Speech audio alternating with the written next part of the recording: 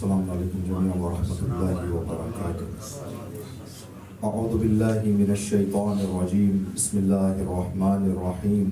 الحمد للہ المتفرد بالکبریاء واشہد انہ متوحد بتدبیر الارض والسماء واشہد ان محمد المبعوث رحمۃ للوراء اکمل الامناء افضل السفراء خاتم الانبیاء ابو القاسم محمد.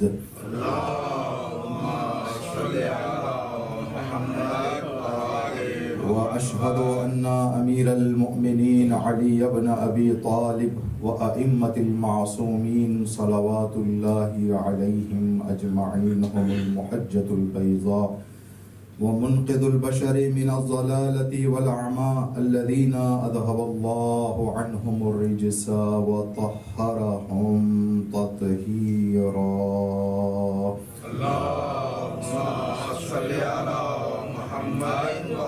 اللهم إنا نرغب إليك في دولة كريمة تعز بها الإسلام وأهله وتذل بها النفاق وأهله وتجعلنا فيها من الدعاة إلى طاعتك والقادة إلى سبيلك.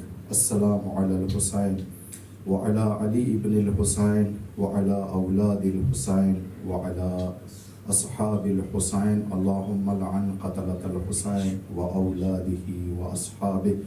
قال الله تبارك وتعالى في كتابه بسم الله الرحمن الرحيم إنا أكرمكم عند اللہ اتقاکم عباد اللہ اوصیکم و اوصی نفسی بتقوی اللہ.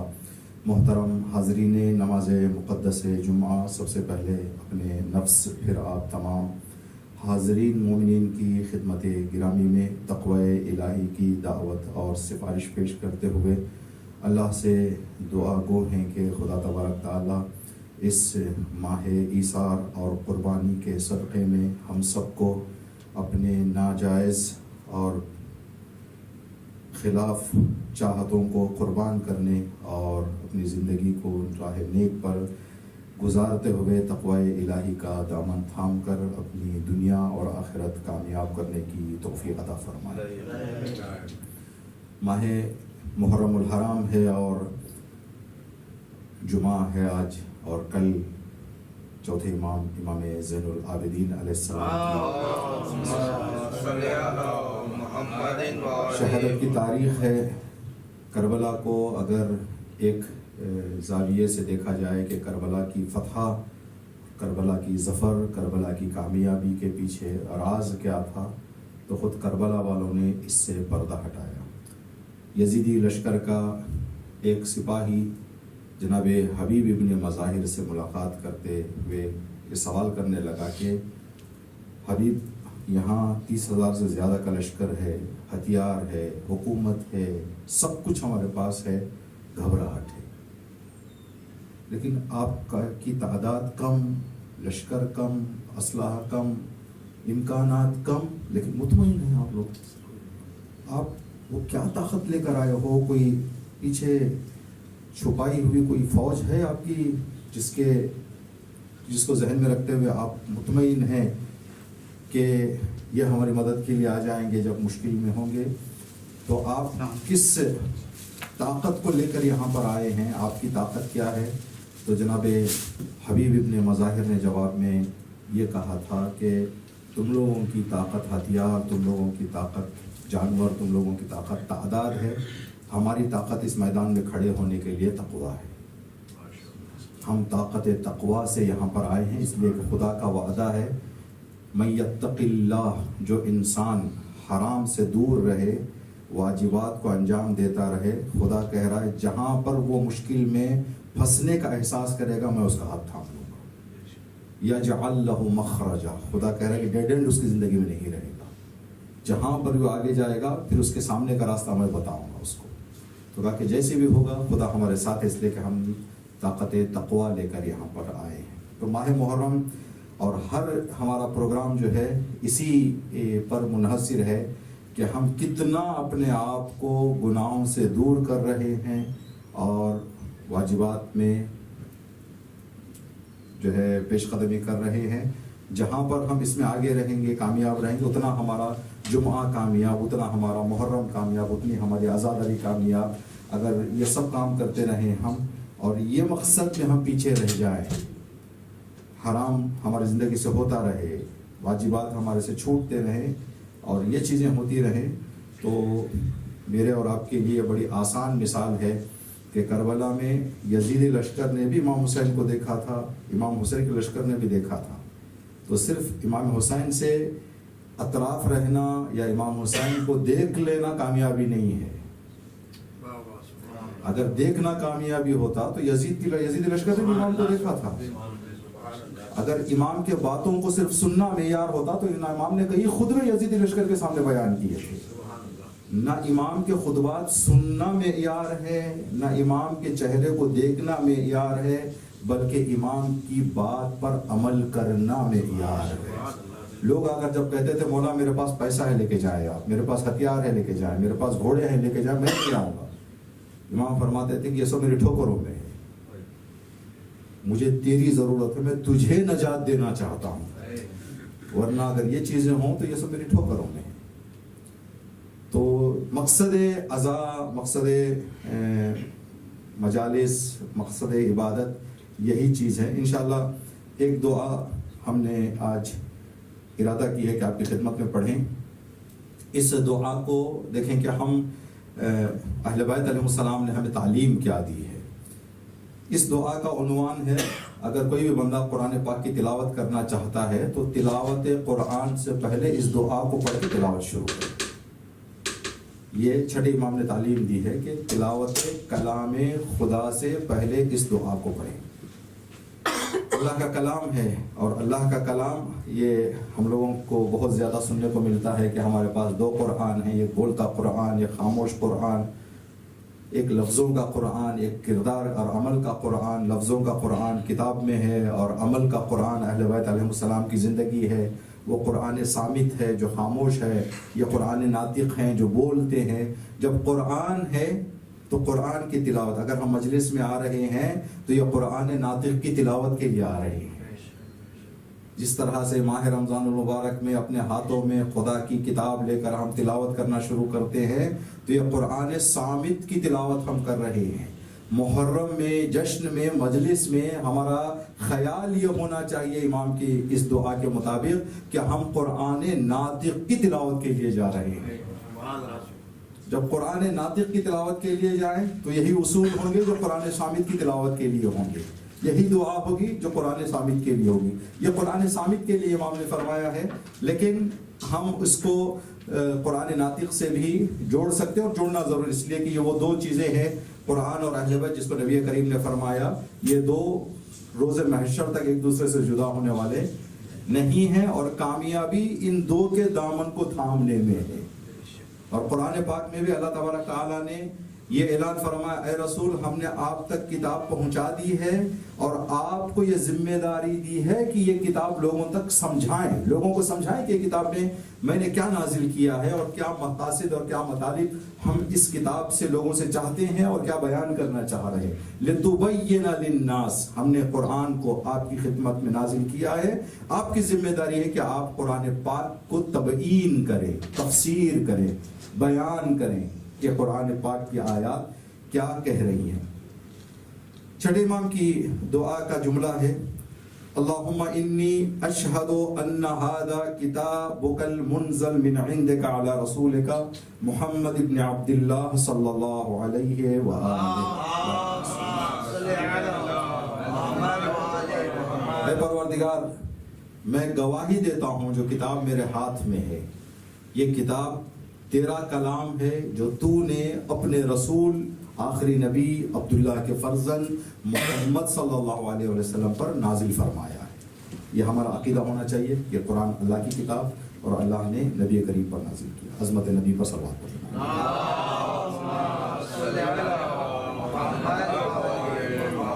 وَكَلَامُكَ النَّاطِقُ، ابھی جو ہم نے کہا امام کی نگاہ کچھ الگ ہے. امام فرما رہے ہیں کہ یہ تیرا بولتا ہوا کلام ہے. ہم جو کہتے ہیں قرآن صامت اس لیے کہ ہمارے لیے صامت ہے. مثال کے طور پر ہم ایک بے زبان کے ساتھ جائیں جو گونگا ہے اس کے سامنے بیٹھیں تو ہمارے لیے خاموش ہے بیچارہ، بول نہیں سکتا، لیکن دو بولنے والے ہوں تو یہاں پر سامت نہیں ہے، دونوں ناطق ہیں. میرے لیے قرآن سامت ہے، علی کے لیے قرآن ناطق ہے. قرآن علی سے باتیں کرتا ہے، علی قرآن سے باتیں کرتے ہیں. اہل بیت امام نے فرمایا ہے کلام کا ناطق، خدایا یہ تیرا بولتا ہوا کلام ہے. یعنی ہمیں قرآن سے بلوانا نہیں آ رہا ہے کہ کیسے باتیں کریں قرآن سے. اگر ہم قرآن کے لیے گونگے ہیں تو امام کا یہ کلام بتا رہا قرآن کو سامت نہ کہو، تم سامت ہو، قرآن ناطق ہے. قرآن تم سے یا ایھا الذین آمنو، اے صاحبان ایمان، چیخ رہا ہے قرآن. یا ایھا الناس، اے لوگو، اعبدو، عبادت کرو. قرآن ہم سے کلام کر رہا ہے. جس طرح سے ایک بہرا کہیں بیٹھا ہوا ہم اس کو پکارتے رہیں وہ اپنے کام میں مگن رہے گا. وہ قرآن کہہ رہا سچ بولو، اگر ہم سچ نہیں بول رہے ہیں تو ہم گونگے ہیں، ہم صامت ہیں، ورنہ قرآن ناطق ہے. خدا کا کلام امام نے فرمایا علی لسان نبیک، لیکن جو نطق کر رہا ہے وہ قرآن معصوم تیرا کلام ہے، لیکن اس کے بولنے کے لیے نبی کی زبان چاہیے. نبی کی زبان پر یہ کلام تیرا جاری ہوا ہے. جعلتہ ہادیا منک الی خلقک، پروردگار اس قرآن کو تو نے ہدایت کا ذریعہ بنا کر بھیجا ہے تیری مخلوق کے لیے. یہ بات ہم کہا کرتے، خود ہم بھی کوشش کرتے اپنے اعتبار سے کہ آپ کی خدمت میں عرض کریں، جب ہم قرآن پاک پڑھ رہے ہیں، کوئی بندہ پورا قرآن پڑھ کر اپنے سینے پر پھونک لے، اپنے بدن پر پھونک لے، کسی پر دم کر دے، کچھ بھی کر لے، ہدایت نہ لے، اس کے اعتبار سے اس نے تلاوت کی ہے، قرآن اس نے تلاوت نہیں کی ہے. تو یہ جو ہے، ہم نے جو شروع میں آپ کی طرف خدمت میں اشارہ کیا کہ اہل بیت کی بارگاہ میں جب ہم آتے ہیں تو یہ بھی قرآن ہے. جب قرآن ہے تو یہ بات ہمارے پاس ہونی چاہیے کہ ہم مجلس میں آئیں تو امام نے فرمایا کہ ذکر اہل بیت میں آؤ تو تمہارا مقصد جیسے قرآن سے ہدایت لینا تمہارا مقصد ہوتا ہے اور ہونا چاہیے، اسی طرح سے مجلسوں میں شرکت کا مقصد اور عزاداری کے بپا کرنے کا مقصد بھی ہدایت حاصل کرنا ہے، ہدایت پانا ہے. اگر وہ ہدایت نہ ہو تو ہم نے ابھی کچھ دن پہلے ایک جگہ مجلس سے خطاب کر رہے تھے، وہاں پر ہم نے مثال دی. مجالس میں جب ہم آتے ہیں تو فضائل سنتے ہیں، فضائل سن کے ہمارا دل محظوظ ہوتا ہے، ہم خوش ہوتے ہیں، اندر سے ہمیں خوشی ہوتی ہے، اور یہ اندرونی خوشی ہماری خدا کی بہت بڑی نعمت ہے. ورنہ جو دوسرے لوگوں کی یہ باتیں سمجھ میں نہیں آتی، بہت بڑی نعمت سے وہ لوگ محروم ہیں. اگر کوئی بندہ اس سے محظوظ ہو رہا ہے تو مطلب خدا کا ایک بہت بڑا اس کا انعام ہے. جب ہم مجلس میں آ کر ان چیزوں کو سن کر اہل بیت کے فضائل کو اور نکات کو، ان کی ہدایات کو سن کر محظوظ ہوتے ہیں تو گویا ہمارے اندر کے عقیدے کو گرمایا گیا ہے. یہ گرمانا مقصد نہیں ہے، گرمانے کے بعد عمل کے ہتھوڑے سے اس گرماہٹ کو کسی شکل میں ڈھال دینا یہ ہمارا کام ہے. لوہے کا ٹکڑا اگر ہم اس سے کوئی چیز بنانا چاہیں تو اس کو پہلے آگ میں گرم کیا جاتا ہے، جب پوری طرح سے گرم ہو جائے تو پھر ہتھوڑے سے اس کو ضرب لگائی جاتی ہے، پیٹا جاتا ہے، اس کو مارا جاتا ہے تاکہ جو شکل ہم اس کو دینا چاہ رہے ہیں وہ شکل اختیار کر لے. اگر صرف لوہے کو گرم کرتے رہیں، باہر رکھ دیں، گرم کریں، باہر رکھ دیں، گرم کریں، 100 سال بھی گزر جائے ٹکڑا ٹکڑا ہی رہے گا لوہے کا، کوئی چیز نہیں بنے گا وہ، جب تک کہ اس کو ہتھوڑے سے پیٹا نہ جائے، ہتھوڑے سے اس کو ضرب نہ لگائی جائے، اس کو شکل نہ دی جائے، جب تک اس وقت کوئی چیز وہ بننے والا نہیں ہے، کوئی شکل اس کو اختیار کرنے والا اس میں آنے والی نہیں ہے. تو یہ مجالس میں شرکت کر کے ایمان کو ہم جو گرماتے ہیں آ کر یہاں پر، اس کا مقصد عمل کے ہتھوڑے سے مار کر اپنے آپ کو حر بننا ہے، حبیب بننا ہے، جون بننا ہے، میسم بننا ہے، عمار بننا ہے. ورنہ صرف گرم ہوتے رہیں، باہر جائیں پھر ٹھنڈے ہو گئے، گرم ہو گئے، اندر آ کر بہت ساری جو ہے خوشی ہمیں احساس ہوئی لیکن کچھ بدلا نہیں، ہمارے بدلاؤ نہیں آیا. تو یہ مقصد امام نے فرمایا قرآن پاک اسی لیے روایتوں میں ہے، یہ اہل بیت کے ذکر کے لیے بھی تطبیق کر سکتے ہیں، اس لیے کہ دونوں قرآن ہیں ہمارے لیے. روایتوں میں کہ بہت سارے ایسے قاریان قرآن ہیں جب وہ خدا کی بارگاہ میں جائیں گے تلاوت کے باوجود ان کو سزا دی جائے گی. وہ سوال کریں کہ پروردگار میں نے تو قرآن پاک کی بہت زیادہ تلاوت کی، تو خدا کا جواب آئے گا تلاوت تو کرتا تھا لیکن عمل نہیں کرتا تھا. تو مجالس میں آنے والوں کے لیے، اہل بیت کے ذکر میں آنے والوں کے لیے بھی یہ مسئلہ رہے گا کہ ہم آئیں سنیں. دو باتیں ہیں، دیکھیں دین اسلام کا قاعدہ اور قانون اور حکم یہ ہے کہ کوئی بات مجھے اور آپ کو پتہ نہ ہو. مثال کے طور پر یہ کپڑے جو ہم پہن کے یہاں پر آئے ہیں نماز کے لیے، یہ کپڑے اگر نجس ہو گئے ہوں ہمارے علم کے باہر، ہم نے سوکھنے کے لیے باہر لگایا تھا، کسی نجس جانور نے اس کو نجس کر دیا، ہم کو خبر ہی نہیں ہے. جب وہ نجس ہو رہا تھا ہمارے آنکھوں کے سامنے نہیں تھا، ہم نے انہی کپڑوں کو اٹھایا، پہن لیے، جمعہ میں آئے، جمعہ ادا کی، چلے گئے. کہ ہماری جمعہ صحیح ہے؟ صحیح ہے. قبول ہوگی؟ قبول ہوگی. اس لیے کہ ایک ایسی چیز ہمارے ساتھ متصل اور جڑ گئی ہے جس کا علم ہمیں نہیں ہے.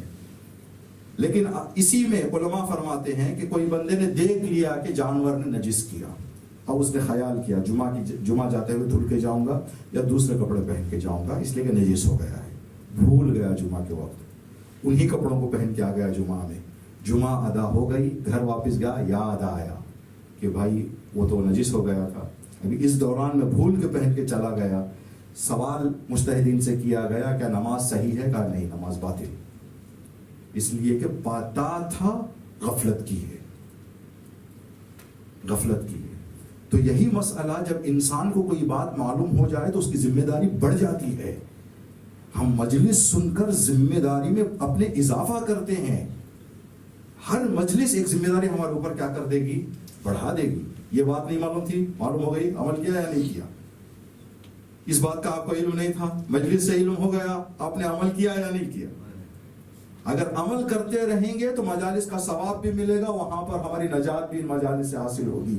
اگر عمل نہیں کریں گے تو پھر انسان کے لیے مشکل ہے. اس لیے کہ وہاں پر پوچھا جائے گا کہ تمہیں میں نے یہ توفیق دی کہ بارگاہ میں آؤ، میں نے یہ تمہیں توفیق دی کہ تم مجلس سنو، لیکن عمل نہیں کیے تو پھر کوئی مقصد نہیں ہے. یہ ہم نے یہی پر مثال دی تھی کہ جو مقصد ہے، کوئی چیز کا مقصد ہوتا ہے. اگر میں اور آپ دکان سے قلم خریدے 5 روپے 10 روپے کا قلم، مقصد یہ ہے کہ جائیں گے کچھ لکھیں گے اس میں، گھر گئے کوشش کی لکھنے کی، لکھ نہیں رہا ہے، کیا اس کو سنبھال کے رکھیں گے؟ قلم کو کوشش کی ہم نے نہیں لکھ رہا ہے، مقصد یہ تھا کہ لکھیں گے، اس سے کچرے میں پھینک دیں گے اس قلم کو. کیوں؟ اس لیے کہ جس مقصد سے ہم نے خریدا تھا وہ مقصد ہی پورا نہیں ہو رہا ہے تو قلم رکھ کے کیا کریں گے پھر ہم. تو اسی طرح سے اگر کوئی بھی دینی کام ہم انجام دیں اور مقصد پورا نہ ہو تو خدا کہے گا اس کو کچرے میں ڈال دو اس کو. یہ عبادت جس سے مقصد پورا نہ ہو بندے کا تو وہ عبادت کوئی کام کی نہیں ہے. یہ سوکھے اور آرٹیفیشل پھول کی طرح ہے، جو نظر آئے گا لوگ کہیں گے نمازی ہے، بھائی روزے دار ہے، قاری ہے، لیکن خدا کی نگاہ میں وہ قرأت کوئی معنی نہیں دیتی، کوئی فائدہ نہیں ہے، اس عبادت کا کوئی فائدہ نہیں. تو امام نے فرمایا کہ پروردگار اگر میں تلاوت کر رہا ہوں، یہ کتاب عظیم جو میرے ہاتھ میں ہے یہ تیری طرف سے ہدایت کے لیے آئی ہے. دوسرا وَحَبْلًا مُتَّصِلًا فِي مَا بَيْنَكَ وَبَيْنَ عِبَادَكَ، پروردگار اگر تجھ تک کوئی بندہ پہنچنا چاہتا ہے تو راستہ یہی قرآن پاک ہے. تو اہل بیت بھی راستہ ہے خدا تک پہنچنے کے لیے. زیارتوں میں اس بات کی طرف اشارہ کیا گیا ہے. ابھی یہاں سے دیکھیں، ان کو آپ تھوڑا سا مجلس سے جوڑ دیں، محرم کے ایام سے جوڑ دیں. اللہم انی نشرت عہدک و کتابک، پروردگار میں نے اپنے ہاتھوں میں تیرے وعدے کو اور تیری کتاب کو میں نے کھول رکھا ہے. جو چیز میرے ہاتھ میں ہے یہ ایک تیرا وعدہ ہے کہ اے بندے اس پر تو عمل کرتا رہے گا نجات پائے گا، اس کی تلاوت کرتا رہے گا تیری زندگی آسان رہے گی، اس سے دور ہو جائے گا تیری زندگی مشکل میں پھنس جائے گی اور تو نجات سے دور ہو جائے گا. تو یہ کتاب جو میرے پاس ہے یہ تیری کتاب ہے اور تیرا وعدہ ہے جو میں نے کھول رکھا ہے. تو اس کو اگر مجلس سے ہم جوڑیں، محرم سے جوڑیں، کہ جب ہم مجلس میں آئیں، شرکت کریں، بیٹھیں، کبھی کہ اللہ جب توفیق دے تو انسان یہ خیال کرے پروردگار میں نے تیرے ولی کی بزم میں، مجلس میں، محفل میں، عزاخانے میں نے قدم رکھ دیا ہے. یہ ایک وعدہ ہے میرا، یہ ایک وعدہ ہے. عراق میں آپ نے سنا نوحوں کی شکل میں یہ آ گیا ہے، ابد واللہ یا زہرا ما ننسى حسینہ. یہ نوحہ ہے عرب عراقیوں کا جو پڑھ یہ کہتے ہیں کہ ہرگز ہرگز اے اللہ یہ ہمارا وعدہ ہے بیوی سے کہ عزاداری کرتے رہیں گے، کبھی ہم حسین کو نہیں بھولیں گے، یہ ہمارا وعدہ ہے۔ جب وعدہ ہے تو ہم اس کو انجام دیتے رہیں گے۔ اللہم فاجعل نظری فیہ عبادہ، پروردگار ابھی جب میں نے اس کتاب پاک کو اپنے ہاتھوں میں کھول رکھا ہے، کھلا رکھا ہے، تو پروردگار ایسا کر دے کہ میں اس قرآن کو دیکھوں تو میرا دیکھنا عبادت ہو جائے، وقراءتی فیہ فکرہ، اور اس کی میں قراءت کروں تو غور کروں کہ میں کیا تلاوت کر رہا ہوں، میں کیا تلاوت کر رہا ہوں۔ کل مولانا صاحب کی مجلس میں آپ نے اگر غور کیا تو ایک جملہ کہا گیا کہ ذکر کربلا کے ساتھ اگر فکر کربلا جڑ جائے تو انسان کامیاب کی طرف چلا جائے گا۔ ہمارا مسئلہ یہ ہے کہ ہم ذکر کربلا بہت کرتے ہیں، فکر کربلا، فکر مقصد کربلا، یہ انسان کے کامیابی کی رفتار کو دھیما کر دے گا۔ اگر انسان، یہاں پر ہم کیا کہہ رہے ہیں، پروردگار تلاوت قرآن کے لیے جب میں نگاہ کروں تو عبادت کر دے، شرکت عبادت ہے مجلس میں، لیکن شرکت کے ساتھ یہاں پر اللہ سے ہم دعا کر رہے ہیں پروردگار اس تلاوت کو میری فکر میں بدل دے۔ تو مجلس، عزا، محرم، ذکر اہل بیت، یہ ذکر کے ہمراہ جو ہے فکر میں ڈھالنا ضروری ہے، جو یہاں پر امام نے جس کی طرف اشارہ فرمایا۔ وَفِكْرِي فِيهِ اعتبارات، دیکھیں تین مرحلے، ایک تلاوت ہو، تلاوت کو میں فکر میں بدل دوں، فکر کو عبرت لینے میں بدل دوں۔ ہم دیکھیں کہ فرعون کو دیکھیں تو کہیں بھائی جب اس طرح کے بادشاہ دنیا میں نہ رہے تو میرا کیا حساب ہے اس دنیا میں جو میں سر اٹھا کے کہوں کہ بھائی میرے پاس کچھ ہے۔ انسان عبرت اس سے لے، فکر سے۔ تو یہ تین مرحلے، تلاوت، فکر، عبرت، اگر یہ تین چیزوں میں ہم نے ڈھال دیا تو کامیابی ہے۔ جہاں پر بھی ہم نے اس کو کمی کر دی تو پھر وہ آگے والا مرحلہ نہیں آئے گا۔ تلاوت ہو، فکر نہ ہو تو پھر اعتبار کی بات ہی نہیں آئے گی، عبرت لینے کی بات ہی نہیں آئے گی۔ فکر ہو لیکن انسان عبرت نہ لے تو پھر بھی بے فائدہ ہو جائے گا مسئلہ۔ لیکن اکثر یہ ہو جائے گا جب انسان صحیح فکر کرے اور فکر جو ہے اس کی مناسب ہو، پازیٹیو فکر ہو، تو نتیجہ ضرور پہنچے گا۔ اس لیے کہ فکر انسان کو، روایتوں میں آپ نے سنا ضرور، یہ بہت زیادہ ذکر ہوتی ہے روایت ہے کہ ایک لمحے کی فکر 70 سال یا 7 سال یا عبادتوں سے جو ہے کیا ہے، افضل ہے۔ کیوں؟ اس لیے کہ فکر انسان کو، یہ فکر ہی تھی جس نے حر کو یزید سے نکال کر حسین تک پہنچایا۔ اگر جناب حر کی فکر نہ ہوتی تو جس طرح سے دوسرے ہزاروں کی تعداد بھی یزید کے لشکر میں رہ گئے تھے، یہ بھی رہ جاتے۔ تو یہاں پر انسان کو ضروری ہے کہ اعتبار۔ وَجَعَلْنِي مِمَّن اتَّعَظَ بِبَيَانِ مَوَاعِظِكَ فِيهِ، پروردگار جو بھی نصیحتیں اس کتاب میں میں پڑھوں گا ان نصیحتوں کو اپنانے کی بھی توفیق دے۔ لیکن اگر نہ اپنائیں تو پھر انسان کے لیے جو مقصد ہے وہ مقصد کی طرف آگے نہیں بڑھ رہا ہے۔ پتہ نہیں آپ کے علاقوں میں کیسا تھا، ہمارے یہاں جو ہے جب ہم چھوٹے تھے تو آج کل کہتے ہیں کہ خطابت فلاں صاحب کریں گے، تقریر فلاں صاحب کریں گے، ممبر پر فلاں صاحب آئیں گے، یہ الفاظ ہم استعمال کرتے ہیں ممبر کے لیے، جو آج سے ماضی کا زمانہ تھا، پرانا۔ ہمارے دور میں جب ہم چھوٹے تھے، زیادہ دور بھی نہیں، تو کہتے تھے کہ واعظ صاحب آ رہے ہیں، واعظ شروع ہو گیا ہے، کہتے تھے کہ مولانا واعظ کر رہے ہیں۔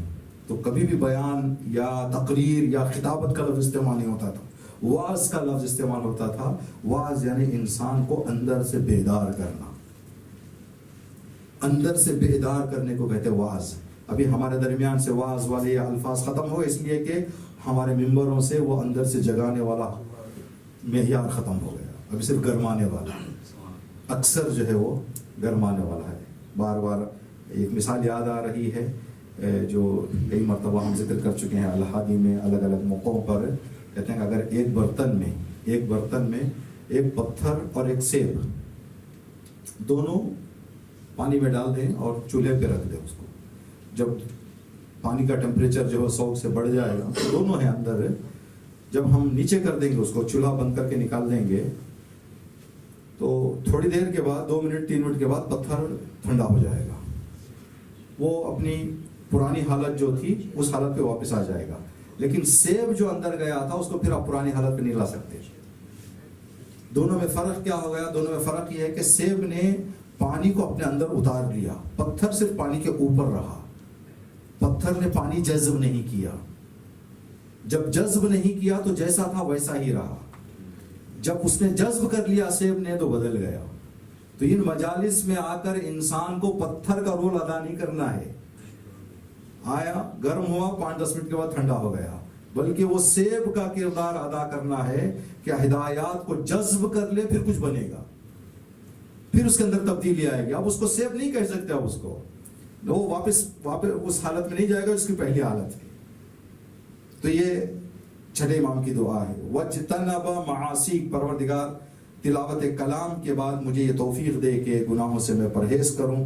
وَلَا تَتْبَعْ عِنْدَ قِرَاءَةِ عَلَى سَمْعِي، یہ بہت بڑا مہم نقطہ ہے جس کی طرف امام فرما رہے ہیں پروردگار کہیں ایسے نہ ہو کہ میں تلاوت تو کر رہا ہوں، میری آواز میرے کانوں تک نہ پہنچے. یہ ممکن ہے کہ ہماری آواز ہمارے کانوں تک نہ پہنچے. خدایا کہیں ایسے نہ ہو کہ جب میں قرات کر رہا ہوں تو میرے کانوں پر تو مہر لگا دے. جو انسان الحمدللہ جو ہم بولنے والے ہیں، یہ ممکن نہیں کہ ہماری آواز ہم کو سنائی نہ دے، لیکن ان چیزوں کو یہی جو بتایا گیا، امام نے فرمایا کہ خدایا تلاوت کو فکر میں بدل دوں، فکر کو عبرت میں بدل دوں. یہ فکر ہے. انسان بیٹھے سوچے. کل مولانا صاحب نے بھی جو کہا مجلس میں کہ بہت سارے کوسچنز مارک ہیں کربلا کے لیے، یہ کیوں ہوا، یہ کیوں ہوا. اگر انسان ان چیزوں پہ غور کرنا شروع کر دے تو بہت سارے راستے اس کے لیے سامنے کھل جائیں گے، بہت ساری معلومات میں اضافہ ہو جائے گا کہ بھائی یہ کیوں ہوا. اب یہی وہ چیز ہے جو انسان کے ذہن کو مضبوطی عطا کرتی ہے. جب وہ مضبوطی آ جاتی ہے تو پھر جب امام حسین کہتے ہیں میں اجازت دے رہا ہوں چلا جاؤ، تو کہیں گے کہ مولا 1 مرتبہ نہیں 1000 مرتبہ بھی آپ کی راہ میں شہید ہو جائے تو جانے والے نہیں ہیں. یہ کون لوگ ہیں جو 1000 مرتبہ شہادت کی امید لے کر وہاں بیٹھے ہوئے تھے؟ یہ وہ لوگ تھے جو اپنے ذہن سے فکر کر کے سمجھ گئے تھے کہ حسین ہی کی راہ ہے جو نجات دے گی. حسین کو چھوڑ دیں تو پھر بدبختی بدبختی، شقاوت ہی شقاوت ہے، ناکامی ناکامی ہے. تو یہ سوال ہے پروردگار کہیں ایسے نہ ہو کہ میں تلاوت شروع کروں تو میرے کانوں پر تو مہر لگا دے. یہ کیسے ہو جائے گا؟ کیسے ہمارے کانوں پر مہر لگ جائے گی؟ سمع کا معنی جو ہے سننا. سننے کا معنی اردو میں بھی ہم کہتے ہیں کہ سننے کے 2 معنی ہے. ایک آواز کا کانوں تک پہنچنا جو نارمل ہے، ہر بندہ سوچے گا. مجلس میں جب ہم بیٹھتے ہیں 100 لوگ اگر مجلس میں شرکت کر رہے ہیں تو بڑی مشکل سے 100 کے 100 کی توجہ مولانا صاحب، ورنہ کہ توجہ کا طالب ہوں، توجہ کہنے کی ضرورت نہیں ہوتی مولانا صاحبوں کو. یہ جو مولانا صاحب بار بار اوپر سے کہتے ہیں کہ توجہ کا طالب ہوں، توجہ کا طالب ہوں، مطلب توجہ ہٹ رہی ہے جس کو طالب کر رہے ہیں. نہیں، وہ اوپر سے یہ دیکھ رہے ہیں کہ 2 لوگ باتیں کر رہے ہیں، 2 لوگ ہنس رہے ہیں یا 2 لوگ بزی ہیں، تو بار بار کہیں گے توجہ کی طالب ہوں، توجہ ہماری طرف رہے، تو توجہ طلب کر رہے ہیں وہ. ٹھیک.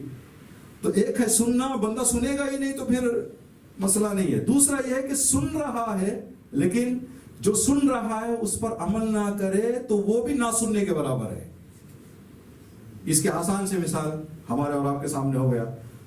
کبھی کبھی بچوں کو ماں کان پکڑ کے کہتی ہے کہ سنتا نہیں میری بات، سنتا نہیں سنتا نہیں. بچے نے تو سنا، ماں نے کہا کہ بیٹا دکان جا کے سبزی لے کے آؤ. بچہ گیم میں ہے. 1 مرتبہ ماں نے کہا بیٹا سبزی لے کے آؤ، گیا نہیں. دوسری مرتبہ سبزی لے کے آؤ، گیا نہیں. تیسری مرتبہ کا سبزی لے کے آؤ، گیا نہیں. تو ماں نے کان پکڑ کے کہا میری بات سنتا نہیں. تو اس نے کہا اماں بہت اچھا سنا آیا مجھے کہ آپ نے کہا سبزی لے کے آؤ. تو سبزی نہ لانا بھی نہ سننے کے برابر ہے. تو ماں یہ نہیں کرتی کیوں عمل نہیں کیے، یہ کہہ کر اس کو پیٹتی ہے کہ کیوں سنا نہیں تم نے میری بات کو.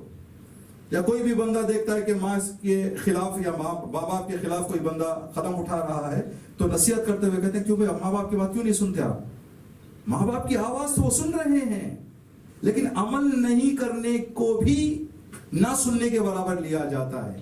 تو یہاں پر امام فرمائے پروردگار کا ایسے نہ ہو کہ میں خود پڑھوں میں خود عمل نہ کروں. تو جب میں خود عمل نہ کروں تو گویا میں نے سنا ہی نہیں، گویا میں نے سنا ہی نہیں. پروردگار کہیں ایسے نہ ہو جائے کہ جب میں تلاوت کر رہا ہوں تو میرے کانوں پر پردہ آ جائے. میرے کانوں پر تو مہر لگا دے، میری آنکھوں پر پردہ ڈال دے۔ پروردگار میری تلاوت ان لوگوں جیسی تلاوت نہ ہو جائے جو پڑھتے تو ہیں لیکن سوچتے نہیں ہیں، میری تلاوت ان لوگوں جیسی تلاوت کر دے جو پڑھیں اور سوچتے ہیں۔ یہ موضوع جو ہم نے شروع کیا ہے یہ اس لیے کہ محرم الحرام کا ایام، یہ بھی اہل بیت کا یہ ذکر جو ہم کر رہے ہیں، یہ وہ دو نعمتیں خدا کے ہمارے پاس ہیں، قرآن اور اہل بیت، جو ایک دوسرے سے جدا ہونے والے نہیں ہیں۔ تو جتنا بھی ہم اہل بیت کے بارگاہ میں آتے ہیں تو ان اصول کی پابندی ضروری ہے، یعنی جب ہم مجلس میں آئیں تو غور کریں، فکر کریں، انسان جو ہے وہ تدبر کرے، تعقل کرے، اور پروردگارہ تیرے دین کے احکام کو اپنانے اور غفلت سے بچنے میری قراءت فائدے مند قراءت قرار دے۔ یہ قراءت کے حوالے سے تو مجالس کے حوالے سے بھی یہ ایک روایت عرض کر کے انشاءاللہ بات کو اختتام پر لے جائیں۔ چھٹے امام کے زمانے میں چھٹے امام کے ایک صحابی ہیں فضائل سے امام نے فرمایا، فضائل کربلا زیارت کے لیے جاتے ہو؟ تو فضائل نے کہا جی مولا الحمدللہ، جب بھی فرصت ہوتی ہے، جب بھی موقع ہوتا ہے، جب بھی توفیق ہوتی ہے میں جاتا ہوں۔ تو امام نے فرمایا فضائل جب زیارت کے لیے جانا تو ایک بات کا خیال رکھنا۔ مولا کیا کس چیز کا خیال رکھوں؟ کہا کہ کہیں ایسے نہ ہو جائے کہ تمہارا کربلا جانا ان لوگوں کے جانے کی طرح نہ ہو جائے جن کا نہ جانا ہمارے لیے بہتر ہے۔ جو کربلا نہ جائیں تو بہتر ہے۔ جو فضائل نے فوراً جو جملہ کہا، مولا قسم ظہری، میری کمر ٹوٹ گئی آپ کا یہ جواب سن کر۔ کیا ایسا بھی ہے کہ کچھ لوگ کربلا جاتے ہیں اور ان کا کربلا نہ جانا آپ لوگوں کو پسند ہے؟ امام نے فرمایا ہاں کچھ لوگ ایسے ہیں۔ کہا کہ مولا کون ہیں؟ کہ یہ کربلا تو جاتے ہیں لیکن کربلا کا احترام پائمال کرتے ہیں۔ کربلا جاتے ہیں، کربلا جا کر کربلا کا احترام کا لحاظ نہیں کرتے۔ یہ وہ لوگ ہیں جن کا نہ جانا جانے سے بہتر ہے۔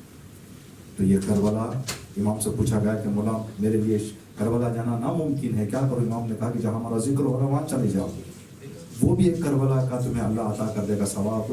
تو جب ہم مجلس میں آ رہے ہیں تو ہمارے آنے، بیٹھنے، سننے اور جانے کا انداز ایسے ہو کہ امام کا وقت دیکھ کر کہیں کہ اے بندہ مومن تیرا جانا ان لوگوں کی طرح نہ ہو جائے جن کا نہ جانا مجلس کے لیے بہتر ہے۔ ایک بندہ مجلس سے باہر جا کر کوئی بے نظمی کرے، یہ افسوس کی بات ہے۔ باہر گئے، مجلس ختم ہوئی، جتنے سامنے کے دکان ہیں ہر دکان پہ 4 بوتل پڑے ہیں۔ بھائی ہم کیا سیکھ کر جا رہے ہیں؟ دوسروں کے دکان اور دوسروں کے پراپرٹی کے سامنے ہم گندا کر کے چلے جائیں اور ہم آزادار کہلائیں۔ ہم نے کیا سیکھا ہے؟ شاید آگے والا کمپلین نہیں کرے گا کہیں پہ، لیکن اس کے ذہن میں آ جائے گا یہاں رہنے والے بے ادب لوگ ہیں۔ ہو سکتا ہے ایک بندہ کرے یہ کام، بات اور بدنامی جو ہے سب پر ہو جائے۔ ایک جگہ پر انڈیا میں ہم نے ایسے ہی کوئی مسئلہ دیکھا تھا، ہم نے تھوڑا سا زیادہ ہی وہاں پر مسئلہ ہوا تھا، شب عاشور کی مجلس چل رہی تھی، کچھ جوان لڑکے دوڑتے دوڑتے مجلس میں آ کے بیٹھ گیا۔ ہم نے کہا کیا ہو گیا بھائی، کیا قیامت ہے اتنا دوڑ کے آ رہے ہیں؟ کہا پولیس دوڑ آ رہی تھی۔ ہم نے کہا اچانک پولیس کیوں دوڑا رہی ہے آپ کو؟ پیٹرول بنک کا وہ بندوق توڑ کے آ گئے تھے لوگ۔ شب عاشور لڑکے گھومتے پھرتے راتوں کو جاگتے ہیں تو پیٹرول بنک کا پائپ توڑ کر آ گئے تھے، تو پولیس آ گئی کا پیچھا کر کے۔ اب آگے انہوں نے ایسے 4-5 سنا دی پولیس والوں نے کہ شرم سے سر جھکانا پڑا۔ تو غیرت، ہم نے کہا کہ بھائی اس طرح کا اگر محرم کرنا ہے تو خدا کے لیے محرم کرنا چھوڑو۔ جس محرم سے پولیس امام بارگاہ تک آ جائے تو شرارتوں سے، یہ آپ کون سی کربلا کو دنیا تک پہنچانا چاہ رہے ہو اور کون سا ذکر تم کر رہے ہو؟ تو یہ چیزیں ہیں جو انسان کے لیے لحاظ کرنا پڑتا ہے۔ اور مجلس میں آنے والوں کے لیے بار بار کوئی چیز کہی جائے کہ بھائی پانی اسراف نہ کرو، کھانا اسراف نہ کرو، ہم سمجھتے ہیں کہ یہ جملے کہنا ہی توہین اعضاء ہے ہماری۔ کہ ایک عزادار کے لیے بار بار کہیں کہ بھائی پانی ویسٹ نہ کرو، ایک عزادار کے لیے بار بار کہنا پڑے کہ آپ نظم برقرار رکھو۔ اگر ہم اپنے مجلسوں میں نظم نہ رکھیں تو اپنی زندگی میں کیا فاتحہ نظم رکھ پائیں گے؟ ہم اپنے دوسرے جگہوں پر جہاں پر ہم نظم سیکھنے کے لیے آ رہے ہیں وہیں پر ہم بے نظم ہو جائیں تو پھر کہاں جا کے نظم ہم سیکھیں گے؟ کہاں پر نظم کو ہم عمل میں لائیں گے؟ خدا ہم سب کو توفیق دے اور خدا کرے کہ ہماری عزاداری ویسے عزاداری ہو جس عزاداری کو دیکھ کر امام وقت فرمائیں کہ یہ عزادار ایسی عزاداری کر رہا ہے جو ہمیں پسند ہے. جیسے امام نے کئی لوگوں سے کہا کہ تمہاری خوشبو میں سونگھتا ہوں تو مجھے خوشی محسوس ہوتی ہے, تم ذکر ایسا کرتے ہو, تم جہاں بیٹھتے ہو وہ جگہ مجھے پسند, جب تم سانس لیتے ہو تو تمہارے سانس لینا مجھے پسند, اس لیے کہ تم حسین کے مقصد کو زندہ کر رہے ہو. دونوں روایتیں چھٹے امام سے. ایک مرتبہ امام نے فرمایا ایسا نہ ہو جائے کہ تمہارا نہ جانا بہتر ہو. ایک جگہ امام نے فرمایا تمہاری خوشبو مجھے پسند ہے, تمہاری سانسیں مجھے پسند ہیں, تمہارا اٹھنا مجھے پسند, تمہارا بیٹھنا مجھے پسند. زمین سے آسمان کا فرق. ایک ہی امام دو جو ہے الگ الگ جو ہے مسائل ہمیں سمجھ. پروردگار ہماری مجالس, ہماری عزاداری, ہماری شرکت, ہماری عزا, ہمارا ہر کام جو امام حسین کے عشق میں تیرے لطف و کرم سے ہم لوگ انجام دے رہے ہیں, اس کو وقت کے امام کی مرضی کے مطابق انجام دینے کی توفیق عطا فرما. پروردگار ہم سب کو وہ مسائل جس سے عزاداری کا مقصد ادھورا یا ناتمام رہ جاتا ہے یا اس کو ٹھیس پہنچتی ہے, جانے انجانے میں اگر ہم سے وہ اعمال ہوتے ہیں تو ان سے ہم سب کو, ان سے ہمیں بچنے اور اس سے پرہیز کرنے کی توفیق عطا فرما. پروردگار باری سے عزا امام زمانہ کا جلد از جلد ظہور فرما, امام کے ظہور سے دنیا میں امن و امان کو قائم فرما. ربنا تقبل منا انك انت السميع العليم. بسم الله الرحمن الرحيم. انا اعطيناك الكوثر فصل لربك وانحر ان شانئك هو الابتر.